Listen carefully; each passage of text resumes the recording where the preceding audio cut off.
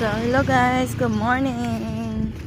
So, maaga kami naglalakad ng alaga ko dahil magpapakash in ako. Dahil kapon hindi ako nakaalis kasi nga masakit yung ulo ko. So, ngayon kami aalis ng umaga. Agay, tumae pa. Agoy. Tumae yung alaga ko guys. Wait lang.